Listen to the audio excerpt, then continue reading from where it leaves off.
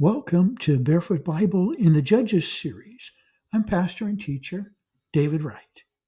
Today's vlog is titled Tolerance Can Mean Failure, which explains Judges 1 verses 20 to 22. Let's pick up in verse 20. And they gave Hebron to Caleb, you remember him, as Moses had said. And then he expelled from there the 3 sons of Anak. See, Caleb had spied out Hebron 47 years earlier during Moses' time. And when Judges was written, Caleb was 80 years old. Yet he still led his people to conquer the land that was promised to him. And he vanquished 3 giants, all the sons of Anak. And Joshua 15:14 also recorded this event. And Caleb drove out the 3 sons of Anak, Shishai, Ahiman, and Talmai, the children of Anak. So Caleb, pretty amazing leader from the tribe of Judah, and stuck with it even when he became a little bit older. Verse 21. But the children of Benjamin, now that but is quite a transition in the wrong direction. But the children of Benjamin did not drive out the Jebusites who inhabited Jerusalem. So the Jebusites dwell with the children of Benjamin in Jerusalem to this day. Well, Joshua's leadership enabled Israel to initially capture Jerusalem. However, the children of Benjamin, the tribe of Benjamin, failed to drive out the Jebusites, and Joshua reports that in chapter 15. And this prompts a very important Bible question about Jehovah and conquering the promised land. Can a tribe like this spare an enemy, given particular circumstances? So let's jump back to Deuteronomy 7, where God gave them instructions for conquering the promised land. Let's look at verse 2.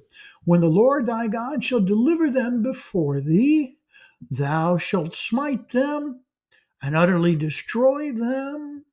Thou shalt make no covenant with them, nor show mercy unto them. So consequently, for the tribe of Benjamin to allow the Jebusites in what later became Jerusalem to coexist conflicts with God's clear command and compromises God's intentions. In the same chapter, Deuteronomy 7, but verse 4, God also clarifies why he commanded this. You might think, well, that seems to be unfair to give them land inhabited by other people and then, order them to destroy those people. Well, let's find out if there was a reason. Look at verse 4. For they will turn your sons away from following me to serve other gods. So the anger of the Lord will be aroused against you and destroy you suddenly. So despite God's clear command, the Benjamites disobeyed, and as a result, the Jebusites remained in Jebushi, later renamed Jerusalem, until many decades later.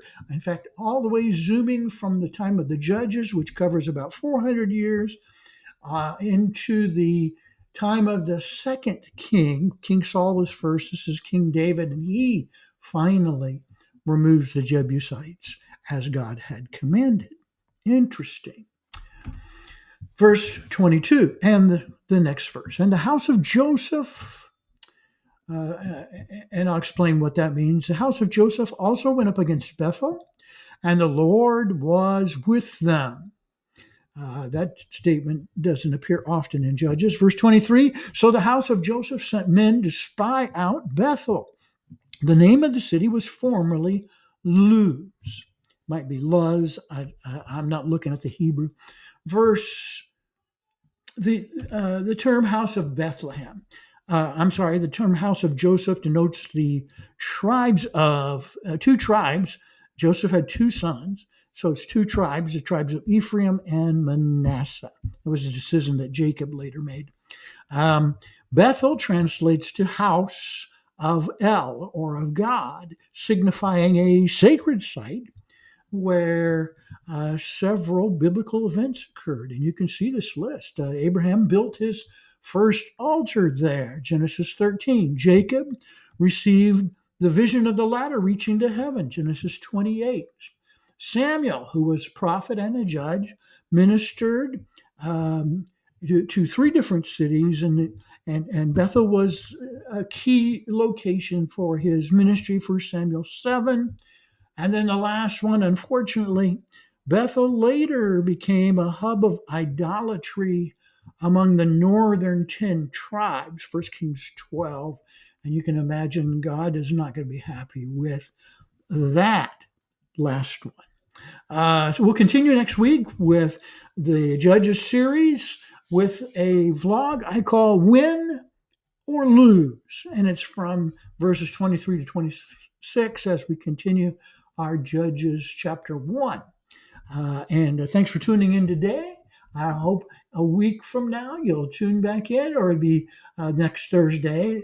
It'll go live and it'll play for the following week, obviously. And they're all on available on YouTube, Barefoot Bible YouTube or Barefoot Bible Rumble. You can catch them anytime. God bless.